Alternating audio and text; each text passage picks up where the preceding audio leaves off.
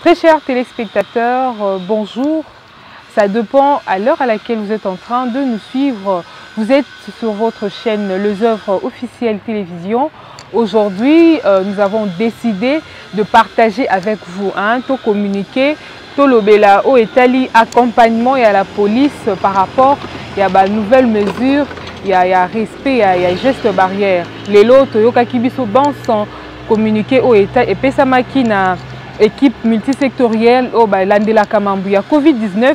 Ils nous avaient tous annoncé que la troisième vague était dans le pays. Alors on devait quand même en parler, savoir qu'est-ce que la police doit faire, quel est le rôle à jouer de la police. Alors nous avons reçu pour vous M. Joseph Ilunga qui est expert, qui va nous parler, qui va nous donner son point de vue par rapport à l'accompagnement de la police. Qui vient moins à point nommé, dire de la sorte. Pourquoi parce que je me pose la question donc, de ces mesures d'accompagnement de la troisième vague, issue de cette troisième vague, parce que la police est censée accompagner la population au respect des gestes barrières. C'est dit au respect des gestes barrières qu'on arrivera à pouvoir endiguer le fléau de la pandémie à Covid-19 dans notre pays et de sur quoi protéger une grande partie de la population pour éviter qu'il y ait une contamination des masses. Certaines choses qu'on décrit ici, le rôle d'accompagnateur, la police de proximité. La police n'a pas toujours le rôle d'arrêter. Hein, ou bien le rôle de persuasion ou de dissuasion. La police doit jouer aussi le rôle d'informer la population. Parce que, tu sais, madame, je ne veux pas faire trop de détails analytiques là-dessus pour m'attarder. Parce qu'une grande partie de notre population est analphabète. Qu'on se le dise, qu'on se voile par la face. Soyons sérieux et conséquents pour se dire, ce n'est pas tout le monde qui lit, qui est capable de lire, de comprendre ce que la loi c'est que même les mécanismes d'accompagnement des gestes barrières. Il faut qu'il y ait cette police qui sera à mesure d'accompagner cette frange de la population. Cette population qui n'est pas à mesure de s'approprier ces mécanismes. Mais au lieu que la police joue ce rôle d'accompagnateur, ce rôle d'information, ce rôle d'instructeur, mais nous voyons la police se mettre en gendarme. Même si c'est parmi ses prérogatives, mais la population doit vraiment faire une sensibilisation des masses. Parce que je vois qu'il y a un problème de communication et de vulgarisation là-dessus. Vous trouverez en cours de route, moi-même j'en ai été victime, parce que la loi que le gouverneur de la province de Kinshasa a pris, c'est bien stipulé que le port des masques est obligatoire dans le milieu public. Quand on parle de milieu public, d'après ma compréhension des choses, nous avons les grands carrefours, nous avons les centres commerciaux, nous avons le marché, nous avons les espaces publics, nous avons les bureaux de l'État. Là où il y a concentration de personnes, c'est là où on dit que le port des masques est obligatoire. Mais quelqu'un qui roule dans sa voiture, en train de rouler, ça arrive. Hein? Et la police t'interpelle, il te dit, tu es dans ta voiture en train de rouler, pas dans un espace. Donc, en cours de route, on te dit, mais si on t'a interpellé, c'est parce que tu n'as pas porté le masque. Mais je me dis, mais monsieur, je suis dans ma voiture et je suis seul. Ils sont bien fermés, mais le monsieur te dit, non, tu n'as pas mis, le masque, on doit t'interpeller. J'ai dit, ok. Si tel est le cas, quelle est la contravention que je dois à l'État? Parce que quand on commet une infraction, on est assujetti à payer des amendes, comme le dit la loi. Je me dis, alors, j'avais bien suivi à un moment donné, quand on a lancé, il y a de cela une semaine, le commissaire provincial de la police, c'est comme ça on l'appelle, oui, il avait dit, c'est le général Kassongo, il avait dit, si je le tiens au mot, que les agents de la Direction générale des recettes de la ville de Kinshasa vont accompagner la police congolaise, parce que la police n'est pas là pour percevoir les taxes. La police est là pour relever les faits des infractions commises par les citoyens, et il y a des structures, des organes de l'État qui ont mis cette charge de percevoir ces taxes. Mais on ne peut pas payer des amendes à la police. La police n'est pas là pour collecter les amendes. Il est là pour relever, faire les constats et envoyer le requérant à acquis des droits, accompagner le paisible citoyen. Dit, tu as commis telle infraction, la loi prévoit tel type d'amende, comme l'arrêté du gouverneur l'a bien précisé, et on me donne la quittance pour preuve de paiement. Nous voulons bien sûr accompagner l'État. Hein? Accompagner l'État dans l'accompagnement de ces mesures. Mais l'État aussi doit nous aider. Parce qu'il doit y avoir une forme de transparence. Parce que j'ai même dit, l'argent que la police perçoit, est-ce qu'on l'enverse à la caisse du Trésor? Non. Comment l'État doit collecter ces fonds? C'est notre paire de manches. Donc ici, j'en appelle à la conscience de nos gouvernants. J'en appelle à la conscience des responsables de nos services de police, de bien pouvoir outiller les agents de l'ordre qui font le bon travail, parce que le travail qu'ils font, c'est un travail salutaire et louable pour protéger les plaisirs des citoyens, mais ils doivent savoir que la population n'est pas un ennemi de la police. La population n'est pas un ennemi de la police, ou bien la population n'est pas là pour servir de caisse de résonance pour la police, de la police. La police est là pour accompagner, sécuriser, protéger la population. C'est ça le rôle, c'est ça la mission qui est leur. Et nous sommes là pour les aider à nous accompagner, les aider à nous sécuriser. Voilà ce que je voulais dire en quelques mots, madame. Aujourd'hui, le chef de l'État, dans sa vision, tentait vraiment de fournir des efforts considérables, même s'il y a beaucoup à faire, mais les signaux sont là. Pour qu'il y ait les efforts de la lutte contre la corruption, la gestion de la chose publique. Mais quand la police, lui, en tant que telle, qui est censée protéger, sécuriser, se met en corrupteur, vous voyez ce que ça fait? C'est ça qui fait que la confiance entre la population et notre police, c'est détérioré de jour au jour. Quand on sait que si, au lieu de payer le 10 000 francs d'amende qui est prévu par la loi, monsieur demande 3 000, 4 000 francs, c'est aller à l'encontre des principes édictés par les autorités de la ville du province de Kinshasa. Parce que le 4 000 francs qu'il prend, ça ne va pas à la caisse de l'État. Le 4 000 qu'il prend, c'est une forme de corruption. D'où j'en appelle au général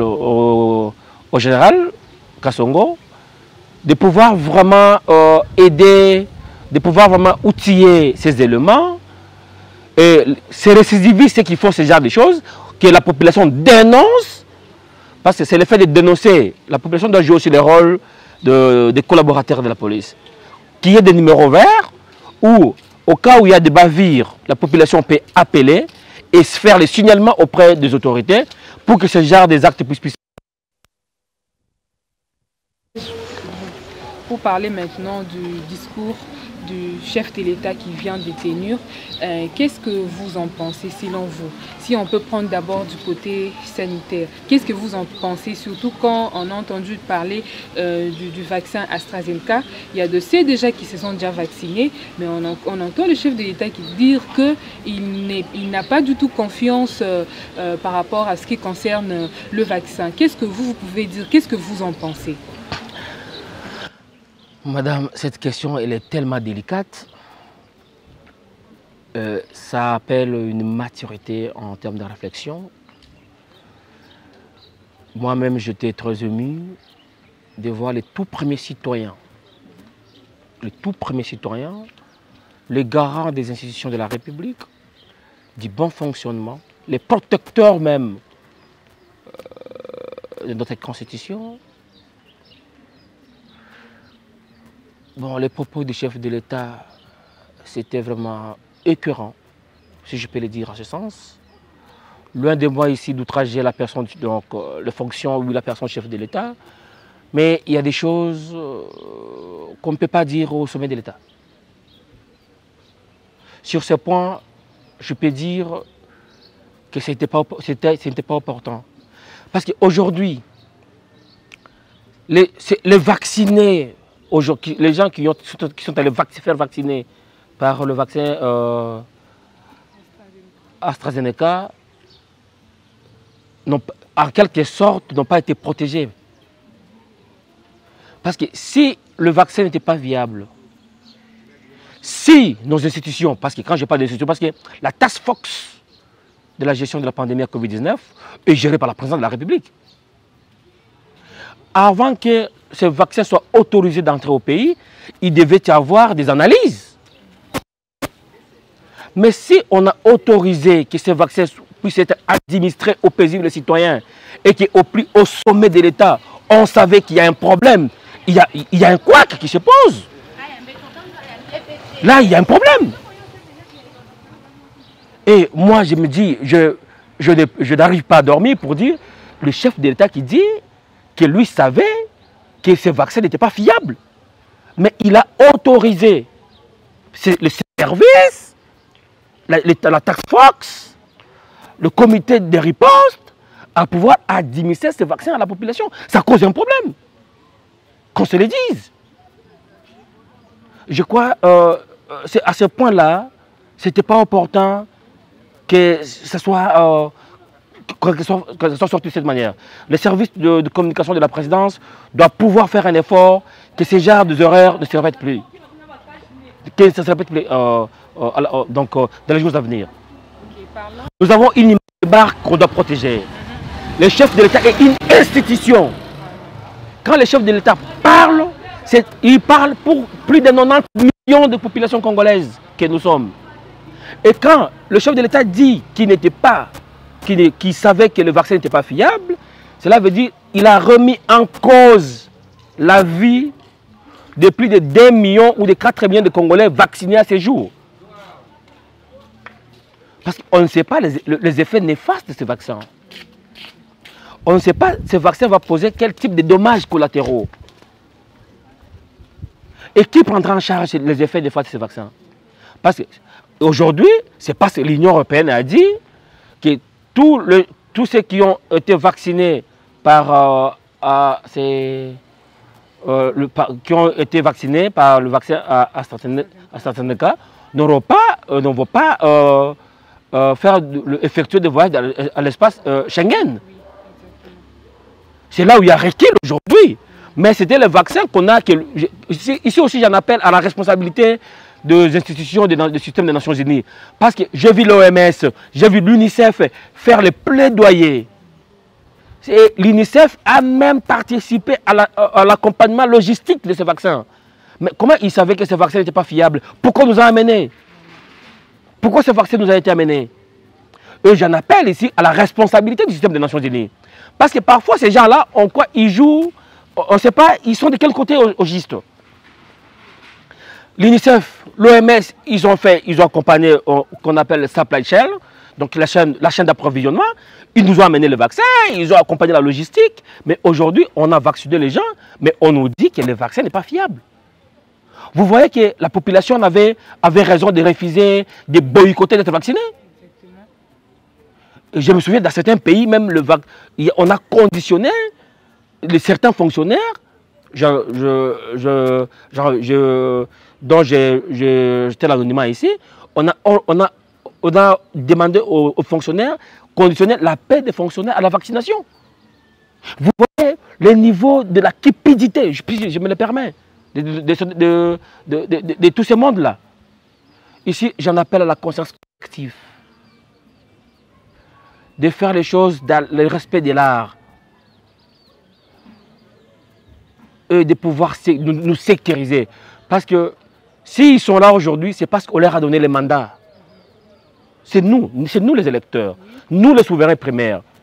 Quelqu'un ne peut pas se prévaloir aujourd'hui, occuper de hautes fonctions de la République sans avoir le mandat des souverains primaires que nous sommes. Alors s'ils sont là, c'est pour nous protéger en premier. On ne peut pas nous laisser être utilisés comme des cobayes. Parce que si je me dis aujourd'hui, les gens qui ont été vaccinés, on les a utilisés comme des cobayes. Et être utilisé comme cobaye, il y a des mécanismes et des conditionnalités. Soit je me suis dit, je me prends volontaire, je signe un acte pour dire, ok, je vais participer à l'essai clinique, mais je ne sais pas si tous ces gens qui ont été vaccinés ont accepté des volontaires ou des cobayes. Non, loin de là. Je crois à la redevabilité, je crois au sens du leadership au plus haut sommet de l'État. Et j'en appelle aux collaborateurs du chef de l'État de bien aider les chefs à faire un bon travail. Là, maintenant, ça devient un peu compliqué. Vous ne pouvez pas convaincre encore la population de se faire vacciner. Parce que déjà, on nous avait prouvé que le vaccin était bon. On pouvait nous faire vacciner pour notre bien. Mais déjà, ici, nous avons de quoi qu'on s'est dit que ça devient très compliqué. Non, maintenant, il va se créer une fracture. Si. La fracture est déjà là. Parce qu'au début, les gens étaient réticents. Oui. Les gens n'en voulaient pas. Mais il y a une campagne au-dessus, oh non, le vaccin, il faut le faire, parce que c'est le vaccin qui va nous protéger, ainsi de suite, contre la maladie. Mais aujourd'hui, avec ces rebonds, la fracture s'impose. Et je ne sais pas qui va vouloir qu'on le vaccine. Hein? Qui voudra se faire vacciner? Et même le vaccin qui viendra, quel serait donc l'indicateur de fiabilité qui nous prouvera que ce vaccin sera le mieux que l'autre? Voilà le plus grand problème. Il y a un vrai problème de communication. Je ne suis pas expert en communication, mais on s'est dit qu'il y a vraiment un travail à faire au niveau de la communication à la présence. Sur ce point de vue, je n'approuve pas. Et venant surtout du tout premier citoyen, les garants de la nation. Voilà, là vous venez de suivre M. Joseph. Comme je vous ai dit au début, il était avec nous. Nous avons essayé de changer sur le problème de la maladie qui nous dérange, qui nous ronge, la Covid-19. Il nous a donné son point de vue par rapport à l'accompagnement de la police. Aussi, nous avons mis le point sur les discours du chef de l'État en ce qui concerne la vaccination. Bouti Koyo Kaye a participé à Vinaye par rapport à ça. Quant à moi, je vous dis au revoir. Surtout, continuez à vous abonner sur notre chaîne YouTube. Portez-vous bien. Au revoir.